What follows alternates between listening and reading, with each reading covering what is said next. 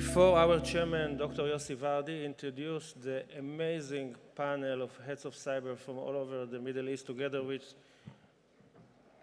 Undersecretary Silvers, I would like to take 60 seconds for the Cybertech 2023 global video.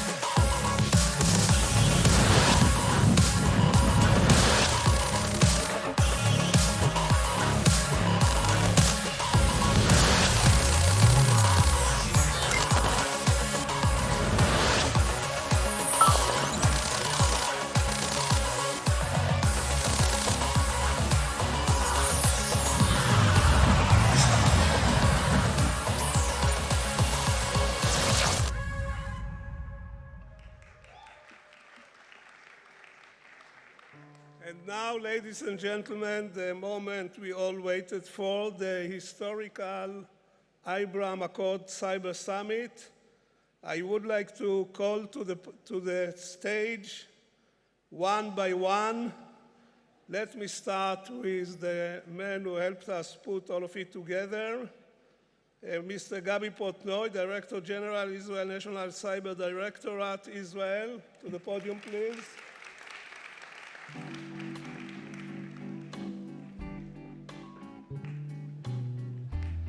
Please take your seat. Mr. Robert Silvers, Undersecretary for Policy Department of Homeland Security, United States, to the podium. And our very special three guests is Honorable Dr. Mohamed Al Kuwaiti, Head of Cybersecurity, United Arab Emirates Government, UAE. Please come to the podium. Very nice to have you here. Thank you for coming. Sheikh Salman bin Mohammed bin Abdulla Al Khalifa, CEO, National Cybersecurity Center, Bahrain, to the podium.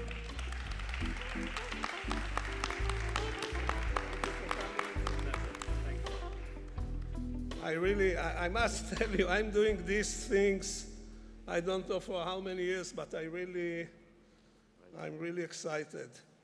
And last but not least, Brigadier General Mostafa Rabii, Director General, DGSSI, Director of maCERT, Morocco, to the podium.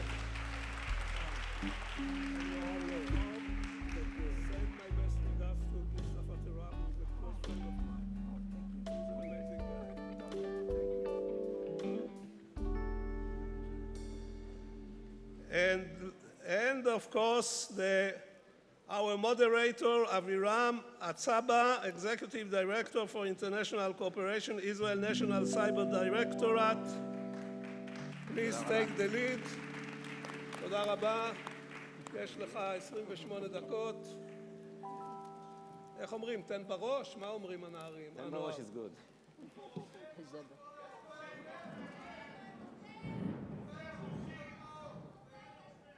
רופא. Just a moment. האם יש רופא בקהל? They are calling for a doctor or? They're asking for a doctor. Something. Someone is... Yeah. Somebody not feeling כן. good. כן, כן, כבר הסבירו להם. 1 second. They're too excited from this panel. Yes, they're shocked, אמיר, עד שאתם מארגנים את הרופא אפשר להמשיך? but I hope they're safe. אבירם, להתחיל? this is a special excitement for our Yeah. guests, but we will handle it professionally. Aviram, why don't you take the lead? No, let's wait a second. I think we should wait. 1 second, yes. Okay. Let's wait. Yossi, let's wait a second. There is something. You want to wait? Let them, yes.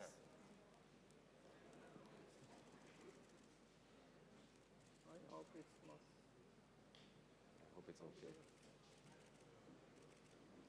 Never a dull moment.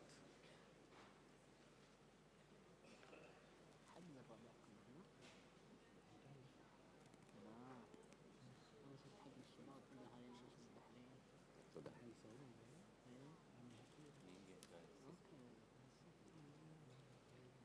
יפנו אותו.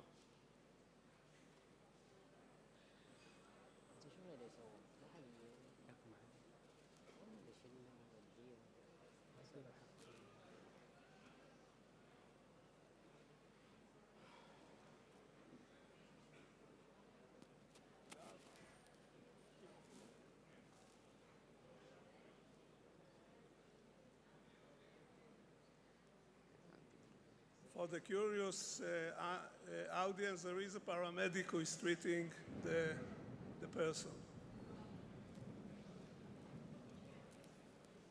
Nice sounding ground. Background sound.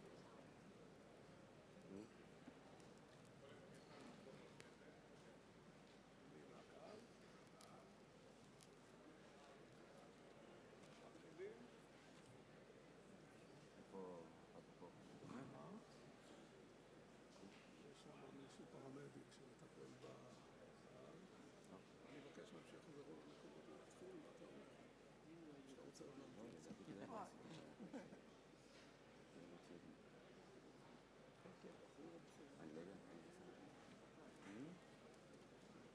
אי אפשר להתחיל כשעושים שם טיפול זה לא יעשה.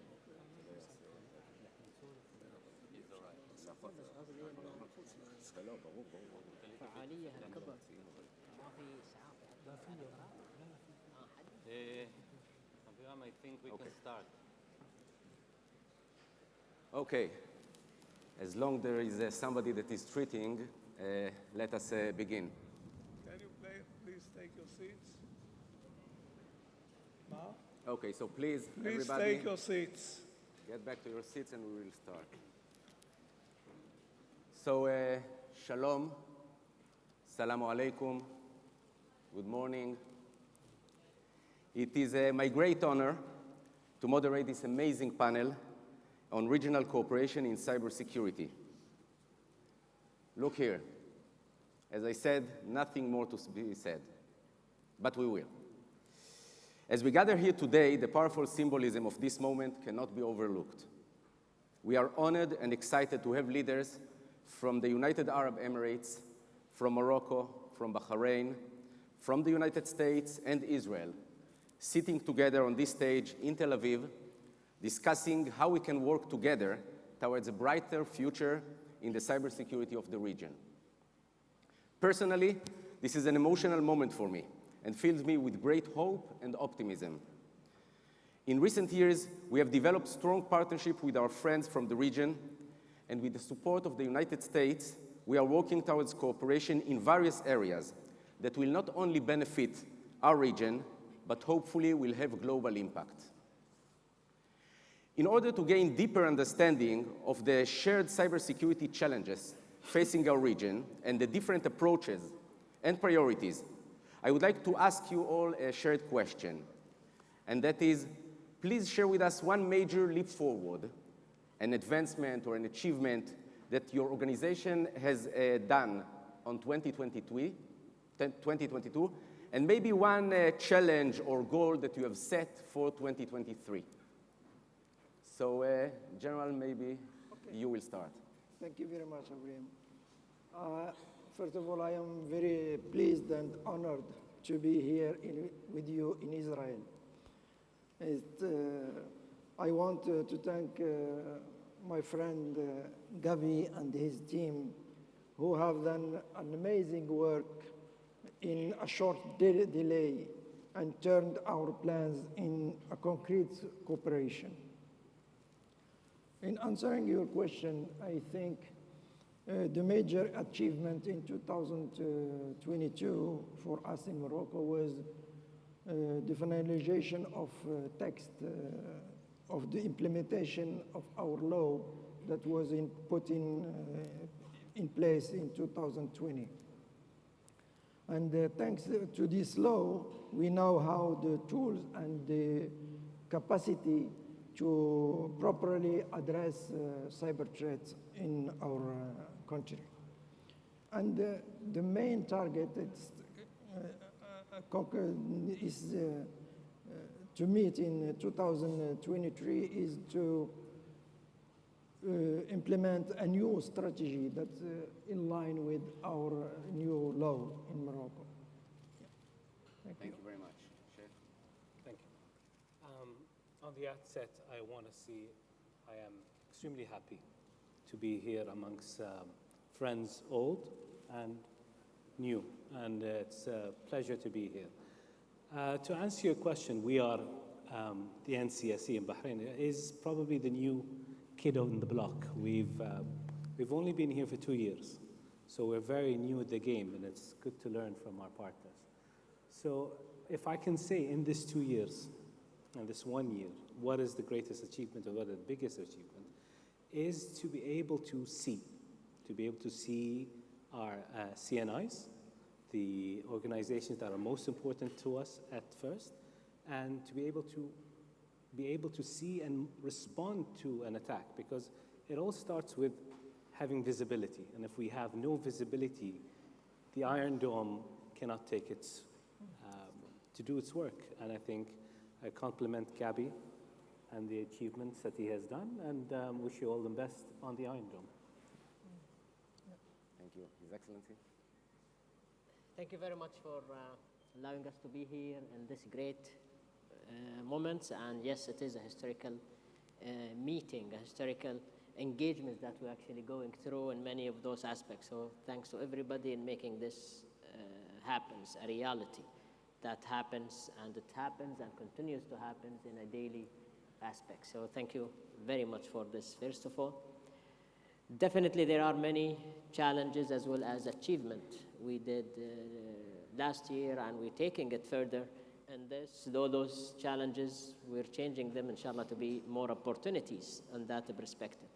One of the major achievement, I would say, is bringing more and more partners, as a matter of fact, in UAE.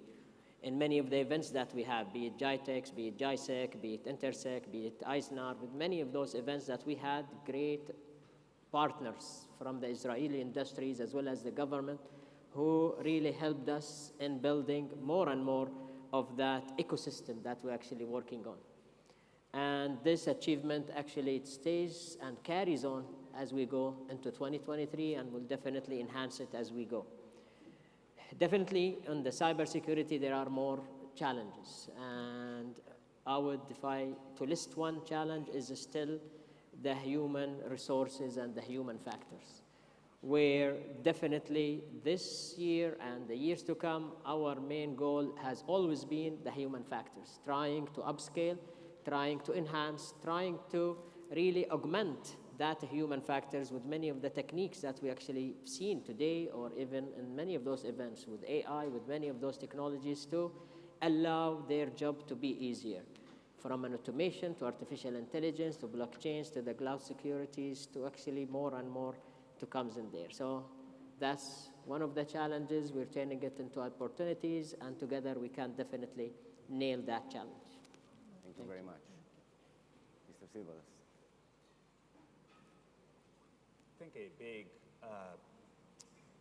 opportunity that we seized upon in the last year is to really cement our role as something of a beacon or a lighthouse to the broader cybersecurity community for guidance on what to do in the throes of an incident where there can be a lot of noise and conflicting information. I'll give one example to explain. When the Log4j vulnerability was disclosed publicly, it really set off one of the largest incident responses in history, given how pervasive that open source code is. And the problem was, or one of the problems was, that organizations, even very well-resourced CISO teams, just didn't know which of their software stack included vulnerable Log4j code, so they didn't know where to patch. They didn't know where to look or what their vulnerability was.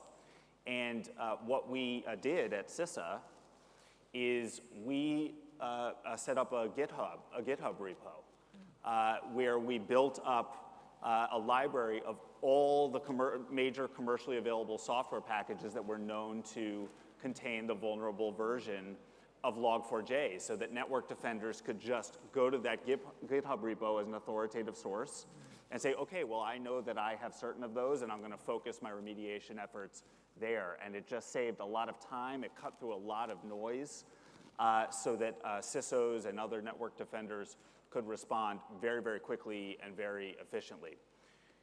For 2023, our challenge, but also our opportunity, is to scale that kind of effort, do more of that, and do more of it with international partners. We've set up, led by our White House, the Counter-Ransomware Initiative, 30-some countries coming together on a transnational basis to address what is really a transnational threat from all angles, building resilience, disrupting the actors, going after their money and their financial and their cryptocurrency infrastructure and more. And so I think that's a challenge always in cyber, is the cross-border nature of it. But you can see, I think, from the 5 countries represented on stage here that the opportunities abound as well. Thank you very much. Gaby? So I will start, of course, to say to those people here, to those brave people here, a great thank you. It's a great honor to be in the same stage with our regional partners and also with your leadership, Rob. You heard before how much the US invests in this cooperation. You don't do cyber alone. So this cooperation is very important. This togetherness is important, and it will bring better cybersecurity to our nations. When I started my position in 2022, so it's one achievement, I started my position, but I have to admit, I didn't understood the size of the challenge. And now together, I can say we can take it. So when you are talking about cyber, it's technology, but I think it's all about people in the end. So my biggest achievement for 2022 is the people. The INCD has excellent people, and now I can say they are even better. Why is that? Because we took a lot of senior positions and make them to a junior ones. We brought younger people that were born to the digital world. They have a spark in their eyes with new ideas. They need to invent the wheel every time from the beginning. And those energies you cannot replace by anything. Regarding 2023, if the audience didn't understood, it's our Iron Dome. You heard about it a little bit from me? No, really. I think for 2023, it's to build the Iron Dome for Israel, but not less important, to build our Iron Domes together. Thank you. If I try to summarize what we've heard, is actually so many different fields, from strategy to legal to manpower to technology, but at the bottom of it all is a cooperation between us to share with each other and help each other develop all those pillars. And as Gaby says, we are no longer just talking about collaboration, we are team working. So every project or challenge has its own unique key success factors. And we would like this collaboration of ours to be successful. So maybe you can share with us, what do you think are the 1 or 2 key success factors for our teamwork to work? So maybe you can start. As you said, we are team working now, and this partnership between our 4 countries and the US would become one of the great achievements that address cybersecurity from the government perspective. As a matter of fact, as you know, because of the existence of links between criminals, hackers, groups in various countries, and the fact that cyber threats have no borders. I think the same goes for us.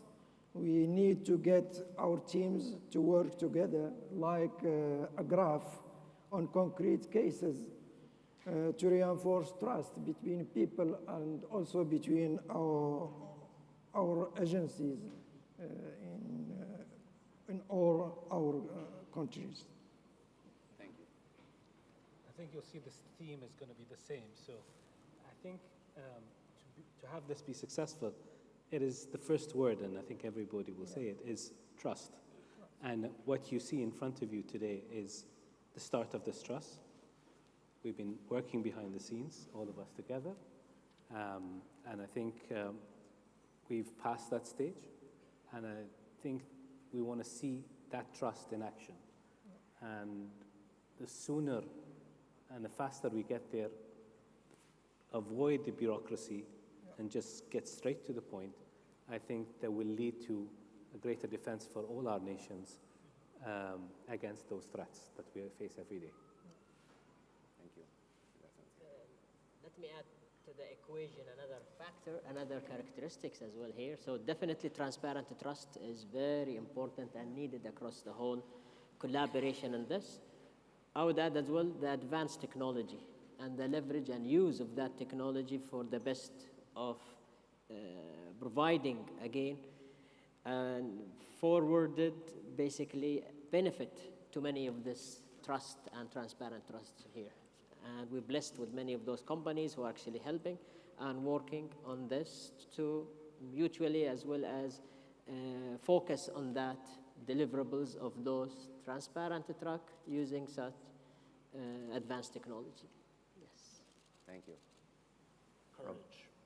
I think we all have to acknowledge that the old way of doing business in cybersecurity has not gotten us to where we need to be. I'm sure that's why we're all here. And so we have to have the courage as organizational leaders, whether you're a government organization or a company, to try things that haven't been tried before with all the discomfort, all the risk-taking, all the work that involves, because otherwise we're just going to keep doing the same thing with the same results. And the good news, with this group is if the Abraham Accords took one thing, it's courage. That was a new way of doing business, a sharp break from old ways of doing business, and look at the kinds of results it can achieve. It was really remarkable to land at Ben Gurion Airport and looked at the flight board in the terminal, and half the flights were to Dubai. It really, truly. And so with others to Marrakesh and Manama. And so I think we need to have the courage to break from prior practices. And I think this group and others in the audience are willing to take that on. Gaby? So for me, it's clear that there are two key factors for this cooperation. The first of all is trust, and the second one is trust. So I will not add to the equation like Dr. Al Kuwaiti did, but I will share with you, because I cannot fully understand it or explain it, but in this group, the trust was there from the beginning. Like a group of friends that didn't meet for a few years. We speak here very openly, sometimes too openly. I think we share the same interest. First of all is, of course, improving our country's cybersecurity. But I think, and this is a vision, also cooperate better to have a secured region and maybe to affect the whole Middle East regarding cybersecurity.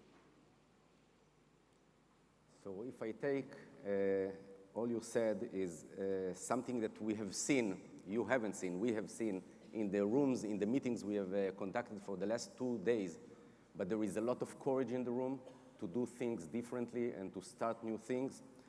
There is trust and trust in action based on technology.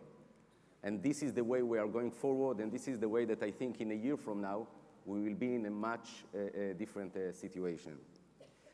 But we are not alone. There is industry out there. And industry and private sector is a major stakeholder in whatever we do. And the question is how we can take and leverage on the vendors, the major vendors, and the industry to have a better collaboration between us and also have a better security for our countries and for the region. So maybe, Gaby, you can open this one. So I say always as a statement, we must have cooperation with the private sector. There is a gap between the evolution of technology and our cybersecurity. And I can say, us as governments, I think we are the problem and not the solution. We don't run fast enough. So if we will cooperate with the industry, I think our pacer will be a lot faster. Another issue is the visibility. What we see from Israel, and we see a lot, as you understood, we see Iran quite good, also Hezbollah and Hamas, but it's not enough. We need the visibility of all over, and I think the big companies have visibility all over, and they can even have better cybersecurity in the world, and this is important. Two things. We as governments have to trust the companies. They have a real interest to keep the world safer, not just to do a lot of money. And the other side is the companies should trust the governments that they want to improve the cybersecurity for the citizens and for the critical infrastructure. So the last sentence regarding to that, how we go from 0% trust to a 100% trust, and to make cyber by design.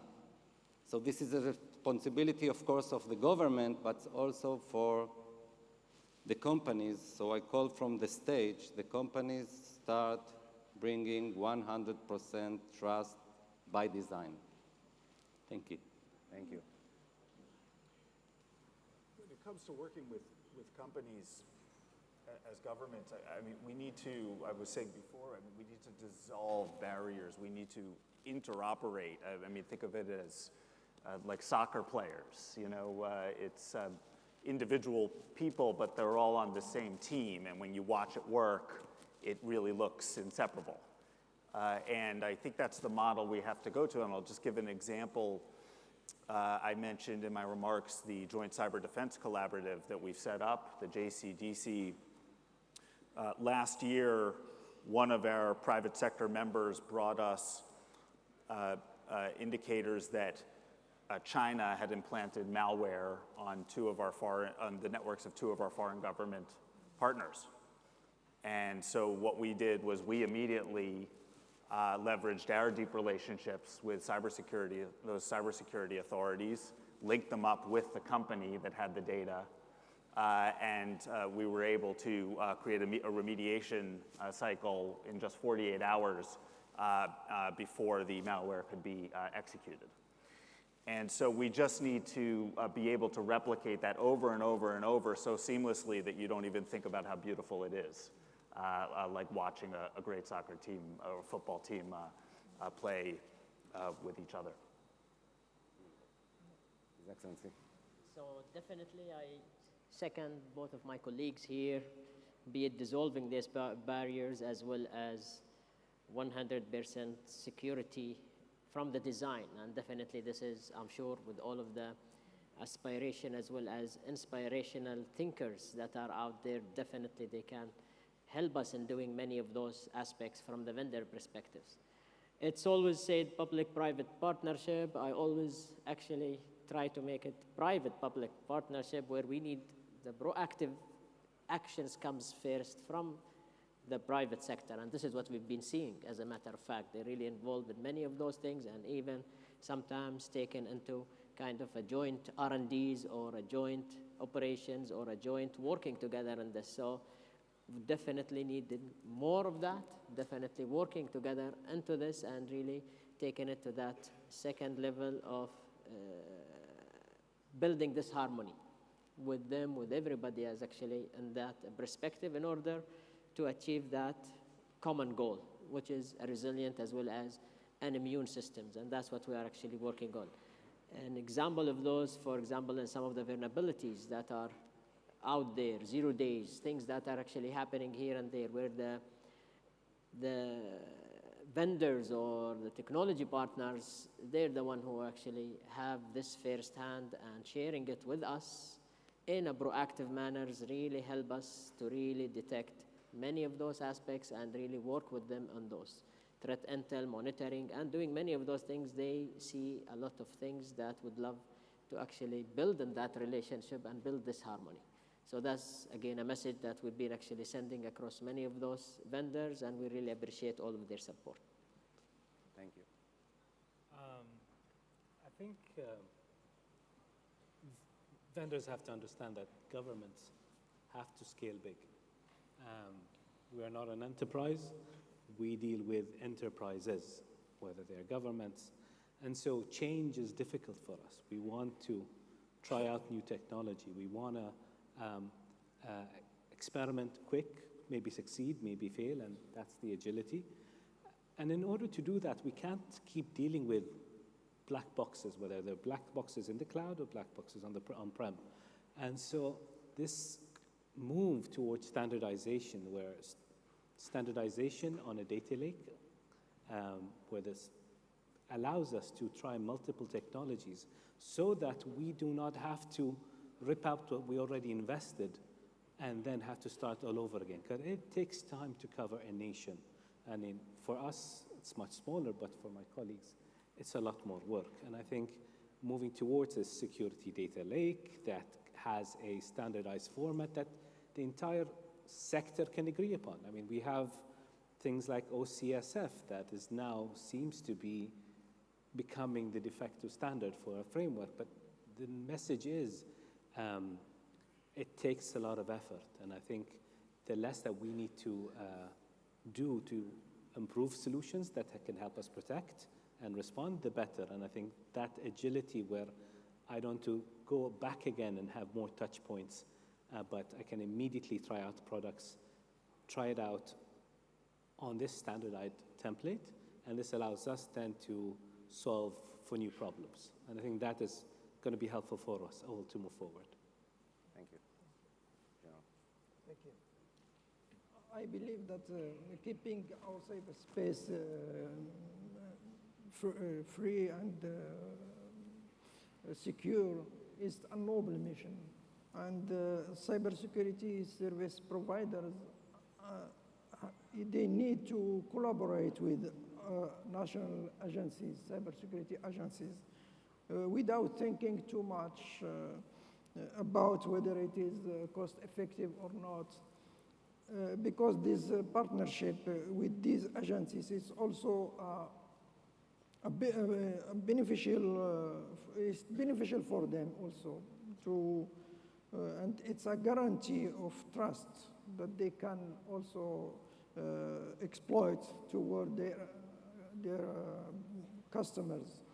I think this collaboration, like this collaboration between us, we have to extend this collaboration to cybersecurity providers. Thank you. So, pace of cyber, in order to deal with cyber, and industry is the one who we can leverage with. We have to do it together, industry sitting on the front seat of cybersecurity together with us as nations. Since our time is up, and it's red already here, the clock, let me just share with you a short personal story. My family and myself love to travel, and each year we go to a different destination. But 2 years ago, it was very special because it was the first time ever that we flew from Ben Gurion Airport eastwards, over Jordan and Saudi Arabia to the beautiful United Arab Emirates for a beautiful vacation. And this is something that is very meaningful for me and also for many Israelis, that this was not true just a few years ago. And also this collaboration was not possible just a few years ago. So please, on behalf of everybody present here, I would like to extend a sincere gratitude to all our panelists. Please join me in giving a round of applause to Mr. Rob Silvers, His Excellency Dr. Mohamed Al Kuwaiti, General Mostafa Rabii, Sheikh Salman bin Mohammed bin Abdulla Al Khalifa, and Mr. Gaby Portnoy. Thank you very much.